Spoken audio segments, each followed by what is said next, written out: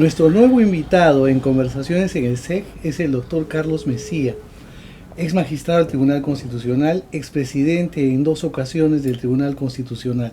Bienvenido, Carlos. Gracias, Carlos, gracias, tocayo. Nos conocemos desde el año 92 más o menos, cuando pude la oportunidad de leer tu tesis sobre Torío Pacheco, ¿no? Con el cual te graduaba de doctorado, de doctor. De magíster fue, ¿no? Sí. Y entonces el expresidente del Tribunal, César Landa, me dijo, lee el libro de Carlos Ramos para que te hagas una idea de lo que tienes que hacer, porque yo ya estaba también redactando mi tesis y tenía el problema de las cuestiones metodológicas. Entonces ya quiero ver cómo es que debe hacerse una tesis de maestría.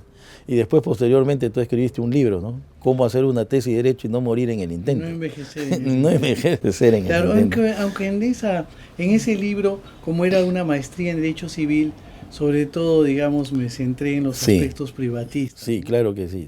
Pero de todas maneras permitió una aproximación a la vida y a la obra de Torío Pacheco, que después, no sé si antes o después o al mismo tiempo, apareció con la promoción de Domingo García Belaúnde y Palomino Mancheo las cuestiones constitucionales. Claro. Y nosotros, ¿no?, aquí en el Tribunal Constitucional se ha publicado también. Inauguramos la Biblioteca Clásicos del Constitucionalismo Peruano, con la obra de Torío Pacheco completa. ¿Completa? Completa, caramba. Incluyendo los artículos que estaban en los artículos que estaban en la revista El Heraldo de Lima y que no se incluyeron en la edición de cuestiones constitucionales. Eso sí sería interesante. Eso sí no ha llegado a mi poder. Bueno, vamos a sacar una nueva edición. Qué bueno. Y lo que está también como una sugerencia, ¿no?, es volver a imprimir, aunque no lo ha hecho el SEC, el diccionario jurídico de García Calderón. Porque a mí me parece que es la gran suma de... Una tarea enorme. Gigante, ¿no? Gigante. Sí. Carlos, tú no eres limeño, ¿no? Tú eres del norte. Y más del norte, yo nazco en Iquitos. En Iquitos. ¿No? Pero mi padre, que era un autodidacta, se gradúa se gradúa en la experiencia de la realidad, se gradúa de periodista y era director y locutor de Radio Loreto. Una vez me encontré con un muchacho en un curso, me dijo que un curso para dermatología, y me dijo, estoy haciendo mi tesis de periodismo. Y me dijo, ¿tú te apellidas Messía? ¿No serás hijo de Álvaro? Sí, le digo, tu padre es el primer periodista que narró un partido de fútbol en Loreto, me dijo. Yo no lo sabía. Le pregunté a mi papá y me dijo, sí, yo soy pionero de la locución de partidos de fútbol en el Perú, ¿no? Entonces su hermano lo convence para ir a Chiclayo a fundar una radio. Entonces voy a Chiclayo a los 4 años y ya después mi padre dice, ándate a Lima, ¿no? Me mandan a Lima. ¿Tú estudiaste la primaria en...? La primaria y la secundaria hasta 4º año en Chiclayo. Y el último año... ¿En qué colegio? En el colegio Manuel Pardo, que es el colegio de los villancicos, ¿no? Que se escuchan en Navidad. Eso la gente a veces no sabe, el famoso padre Junquera. Pero ya han sido superados también, hay otros villancicos.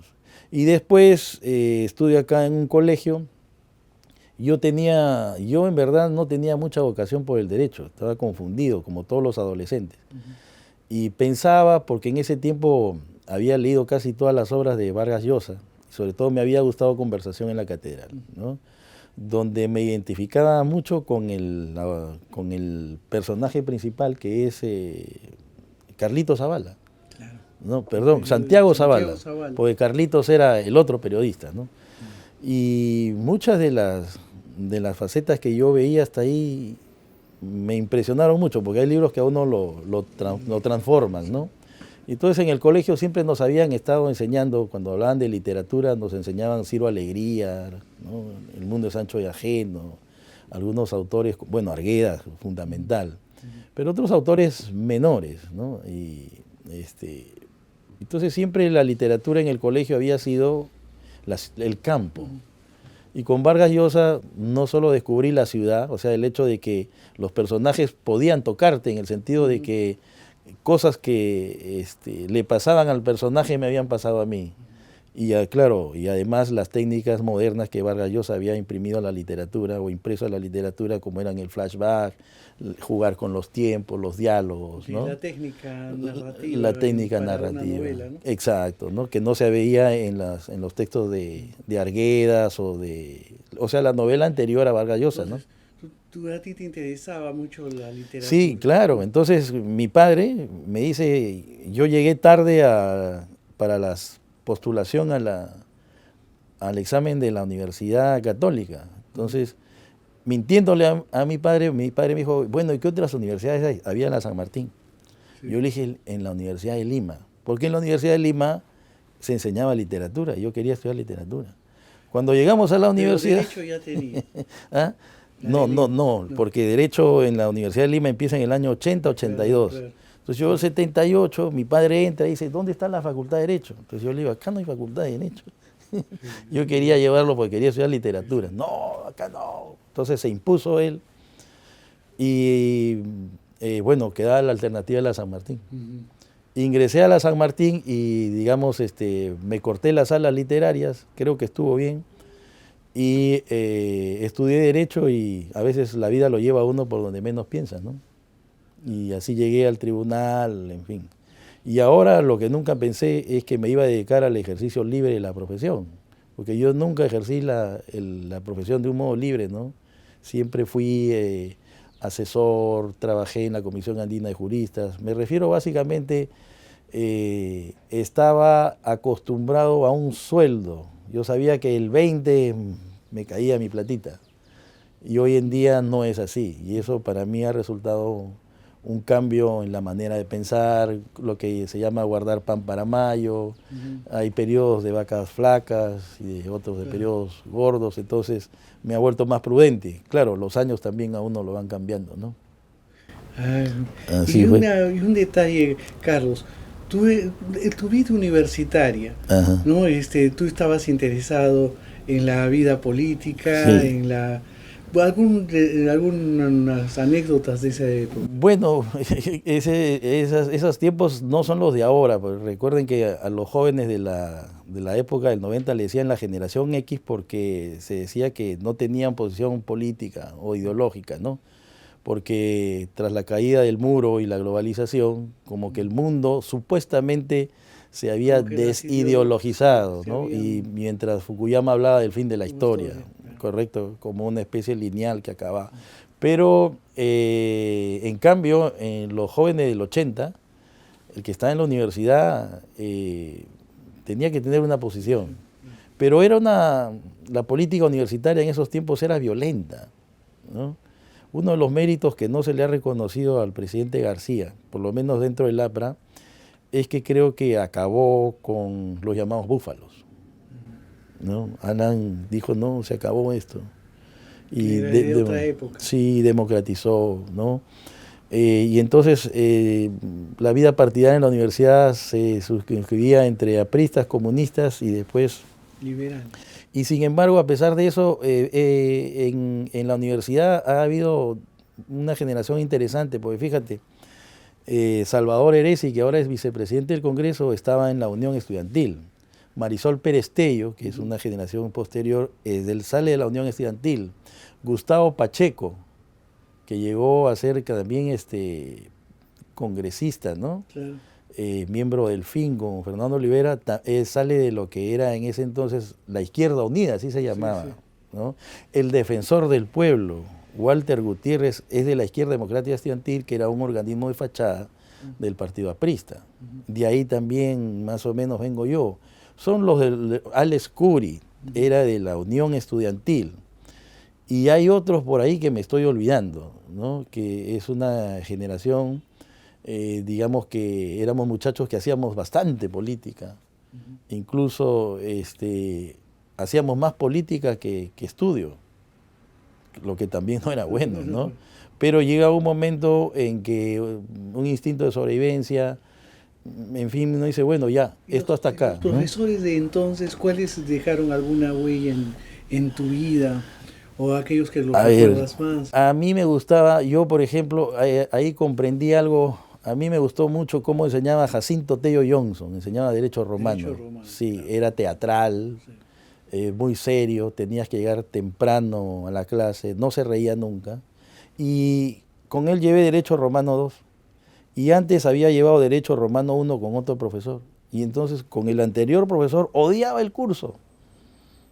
Pero cuando lo llevé con Jacinto Tello Johnson, terminé, digamos, gustándome el curso, ¿no? Entonces, Que yo, desgraciadamente en sí, muchos lugares ya no se dicta. no, ya no se dicta, claro, Falta de profesores. pero no, bueno, claro, es que también ya aquí en el mundo actual es muy difícil que alguien esté dedicado al derecho romano, ¿no? Con la seriedad que eso Que se significa en una requiere. universidad, claro. Después de Jacinto Tello Johnson, me parece que también tuve la suerte, aunque ya la edad lo había vencido, tuve la suerte de tener como profesor a, a tres grandes, pero que en ese momento no lo entendía, recién ahora, ¿no? Carlos Manuel Cox, que había sido miembro de la Asamblea Constituyente, senador, congresista; Luciano Castillo, fundador del Partido Socialista Peruano y que ha sido diputado y senador durante mucho tiempo, ¿no? Me enseñaba economía. Y recuerdo una frase de Luciano Castillo en clase, que es la única que se me queda después de más de 40 años, que él decía: no se puede ganar dinero o no se puede formar capital si es que antes no se invierte. O sea, primero hay que gastar, primero invertir. Lo planteaba como una ley de la economía. La edad lo había vencido también. Y el otro era José Pareja Pasoldán, ¿no? Ese era otro de los grandes que...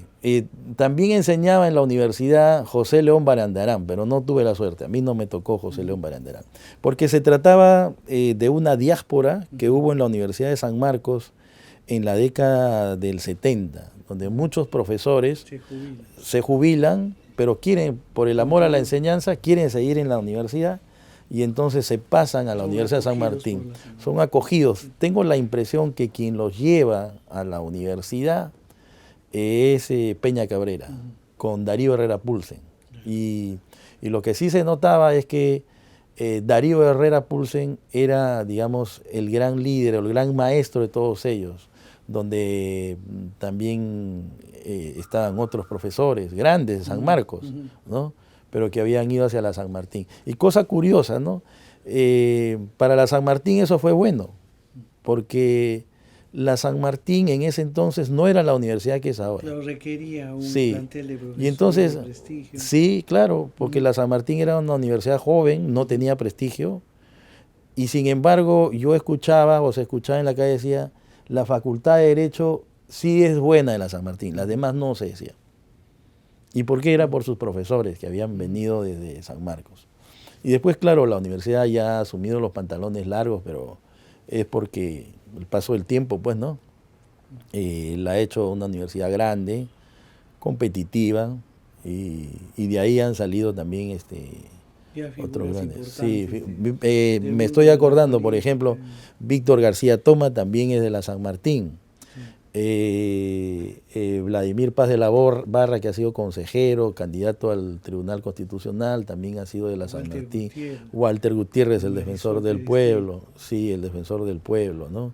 Walter Gutiérrez era un gran líder en la universidad, ¿no? Era un tipo con mucha ascendencia sobre todos nosotros. Era casi, nosotros lo veíamos casi como el hermano mayor, a Walter Gutiérrez, ¿no? Ahora lo veo un poco opaco nomás en la Defensoría del Pueblo. Me hubiese gustado que tuviese un protagonismo mayor. Quizás son las exigencias del protocolo. Claro, claro, ¿no es cierto? Lo obligan a... Pero sí hay que reconocer que es un hombre inteligente, ¿no? Y amigo en las grandes circunstancias, ¿no? Es un hombre inteligente. Y claro, está siendo ponderado. Pero sí me parece que, bueno, digamos, esta no es una entrevista para hablar de opiniones, ¿no? Pero sí me gustaría que tuviese más protagonismo, ¿no? Pero ese ya es otros temas. Exacto, sí. Carlos, tú has llegado al Tribunal Constitucional, has sido 2 veces presidente del mismo. ¿Cómo así arribas a a este tan alto Tribunal de Justicia, el Tribunal de Cierre de nuestra justicia nacional? Bueno, yo tuve la suerte y la particularidad de trabajar en el Congreso. Yo era asesor del congresista Jorge del Castillo. Jorge del Castillo necesitaba un constitucionalista porque se salía de la dictadura o del gobierno de Fujimori que había caído por los Vladivideos, y entonces el APRA siempre soñaba con regresar a la Constitución del 79. Y entonces él quería un constitucionalista de confianza, ¿no es cierto?, que le pudiera darle una fórmula para plantearla al Pleno del Congreso. Una fórmula, digamos... Que retomara la Constitución. Sí, pero que no supusiera una ruptura del orden, en fin. Entonces, en una ruma de currículum me dicen, ya, el que venga Mesías. Y entonces eso me dio a mí la facilidad de poder tener mucha información. Y a veces la información es poder y te hace tomar buenas decisiones. Entonces yo me di cuenta de que en el Congreso de la República, como en todo Congreso, siempre hay líderes, ¿no? O los grupos se manejan en función de... O sea, no todos son los que toman la decisión, no es que todos discuten, sino los grandes líderes de las bancadas discuten y toman la decisión. Lo que significaba una ventaja en función a lo que los demás postulaban. Los demás decían, yo necesito 81 votos, 87 sí, ya hubo, pero votos. Entonces una convocatoria para Sí. ¿cuántas plazas? Las plazas eran para 3 plazas. Y ahí se daba una cosa curiosa, ¿no? Porque yo tenía 44 años. Pero el mandato de Delia Reboredo acababa el 9 de diciembre. Y yo cumplía 45 años el 8 de diciembre.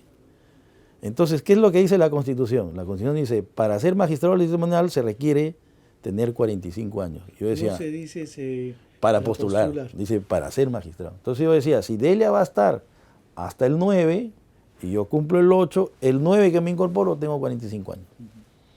Entonces, ahí, digamos, se armó la leyenda de que yo postulé sin los requisitos, ¿no? Yo tenía los requisitos, ¿no? Porque además Delia no podía, yo no hubiese podido asumir antes. Digamos, si Delia hubiese terminado su mandato, el 9 de noviembre no hubiese podido postular. Pero ella terminaba su mandato al día siguiente, ¿no? Pero lo que sucedió es que... ¿Estamos hablando de qué año? Estamos hablando del año 2004. 2004, sí. Entonces, ¿pero qué es lo que sucedió? Yo, digamos, en las circunstancias políticas, en el juego político que se da en el Parlamento, quedé cuarto. Entonces, los que tenían que ser elegidos eran César Landa, Vergara, que ya murió, ¿no? Juan Vergara, y Luis Alarcón Quintana. Pero sucede que gana Landa, es elegido Juan Vergara, pero el candidato tercero se cae, que era Luis Alarcón, un profesor de la Universidad de San Martín.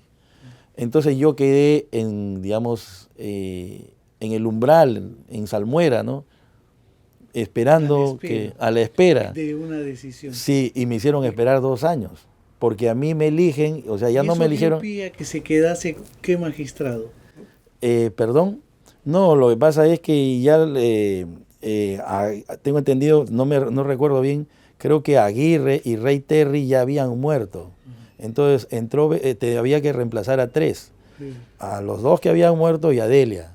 Entonces, que había renunciado. Así es. Entonces entran los dos y Delia se tiene que quedar, ¿no? Porque el Congreso no había podido elegir a su reemplazo. Claro. Y ella insistía en irse. Ella insistía en irse y creo que al final terminó yéndose, ¿no? Sí. Como después, posteriormente, también se fue Ricardo Beaumont en un momento. Entonces, yo que debía ser elegido el 2004, terminé siendo elegido el 13 de julio del 2006, que era la última sesión del periodo presidencial de Alejandro Toledo. ¿No? O sea, fui elegido en la última sesión. De otra manera, se hubiera tenido que esperar, así es, digamos, la conformación de un nuevo parlamento. Así es, claro. Y entonces, era ya prácticamente imposible. Ya. ahí sí ya no salía, ¿no? Entonces, yo creo que a veces en la política como en la vida se necesita un poquito de suerte, o sea, y también, como dice Basadre, el azar puede jugar su papel importante, ¿no? No todo está determinado, hay un cierto libre Ya albedrío. una vez que estás en el Tribunal Constitucional, digamos, ¿qué aspectos en el Tribunal Constitucional hay una labor jurisdiccional que digamos es la parte crucial, sustantiva de nuestro trabajo? ¿Qué casos son los que recuerdas más? Aquellos casos emblemáticos A ver, que se hayan visto. yo a mí quiero hablar de una cuestión personal, ¿no? El año 2004, el 31 de mayo del 2004 se aprueba el nuevo Código Procesal Constitucional, que según una disposición transitoria tenía que entrar en vigencia el 1 de diciembre. Y en julio yo reacciono y digo, esta es una oportunidad para ponerse en la vitrina, teniendo en cuenta que hay un proceso de elección de magistrados en el tribunal. Entonces hablo con el actual defensor del pueblo, que era dueño de Gaceta Jurídica, y le digo, Walter, pues somos amigos de la universidad. ¿Cuánto tiempo necesitas tú para imprimir un libro sobre el Código Procesal Constitucional? ¿Cuándo te lo tengo que entregar? Si este código entra en vigencia el 1 de mayo. El 20 de noviembre. Y estábamos en julio. Entonces yo dividí el Código Procesal Constitucional en los días que faltaban. Y me dije, tengo que escribir, tengo que comentar 4 artículos por día. Ah, bueno. Pero no, me había olvidado que algunos artículos tienen incisos, como el 5, ¿no? O como el amparo, los derechos protegidos. Un día más, o en todo caso, incorporar, o sea, más trabajo. Y tuve un problema que para cumplir con esa meta, terminé trabajando de lunes a domingo, casi 15 y 16 horas. Yo terminé totalmente estresado. Y eso me llevó Pero sí, lo acabaste. Lo acabé, sí, y salió publicado, ¿no? Pero me llevó al psiquiatra, porque terminé absolutamente estresado. Y entonces ahí comprendí, en conversación con el psiquiatra, que la salud mental era un problema importante y descuidado. Entonces, es uno de los grandes temas de la justicia del siglo XXI. Así es, y entonces creo que entonces yo empecé a redactar con los asesores del tribunal muchas sentencias sobre la salud mental, ¿no? Que después se convirtieron en pioneros en Latinoamérica. Creo que el Tribunal Constitucional peruano tuvo, a iniciativa mía, tocó por primera vez esos temas, por lo menos en el Perú. Pero ahora también. Ahora, claro. El tema del esquizofrénico de Arequipa. Así es, claro. Un interno en una cárcel también. Sí, pero digamos, ahí se tomó conciencia, ¿no? Ahí se tomó conciencia. Después nosotros hemos impedido la importación de autos usados. Había mucho... Que era en pleno apogeo. Sí, o sea, había muchos amparos por Tacna. Y declarados fundados. Y de que se declaraban fundados. Entonces dimos una sentencia que dijo el juez que dicta, declara fundados amparos que permiten el ingreso de carros con una antigüedad mayor a los 5 años, comete prevaricato, ¿no? Y otra sentencia que sí me parece importante, por ejemplo, en la lucha contra la corrupción, y que también ustedes lo han usado, me parece que en el caso Toledo y Nadine, es el llamado recurso agrario excepcional, ¿no? Me parece también importante dentro de las cosas que hay que decir. Otro fue el recurso extraordinario de apelación por saltos, creo que lo hemos llamado. O sea, porque ¿qué es lo que sucedía? Y seguramente ustedes deben tener ese problema, que a veces la sentencia del tribunal baja y en el juez de ejecución la empiezan a interpretar de una manera distinta. Y se arma otro proceso de amparo, otro proceso de habeas data, que después de 3 años termina en el tribunal. Entonces dijimos, no, acá lo que hay que hacer es una apelación por salto, o sea que el órgano que ha definido por última vez el proceso, que vaya. Si había sido el tribunal, si había sido la sala de la Corte Superior, la sala. Hay otras sentencias, pero que en este momento no me acuerdo. Bueno, el Tratado de Libre Comercio con Chile también lo vimos nosotros, el Tratado de Libre Comercio con China. Hemos tenido sentencias polémicas, como no, la píldora del día siguiente, que el pleno anterior al cual yo llegué decía que la píldora del día siguiente era anticonceptiva. Y en una segunda oportunidad nosotros dijimos que no se sabía. Yo creo que sobre dentro... eso, a la distancia, sobre tu posición, creo, ¿qué piensas? Mira, yo sigo pensando que la sentencia fue mal redactada. Que llevó ¿no? a... Sí, o sea, no estuvo debidamente motivada, pudo tener una mejor motivación, porque nosotros dijimos, el ponente, bueno, dijo, no se sabe si la píldora del día siguiente es abortiva, ¿no? Entonces eso dejaba... un limbo. Sí, y yo creo que la justicia es humana, los jueces se equivocan, ¿no? Y creo que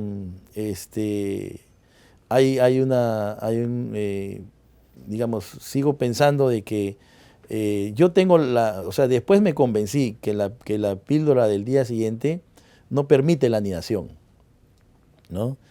Estoy convencido, pero digamos, como la ponencia venía así para no hacer tanto problema, entonces yo marqué mi posición diciendo estoy cambiando de opinión, pero por esto, pero creo que la sentencia debió motivarse en otro sentido. Y claro, esto podría cambiarse, por ejemplo, si en el Código Civil se dijera, la persona tiene su origen con el nacimiento, el concebido es sujeto de derecho para todo cuanto le favorece, a condición que nazca vivo.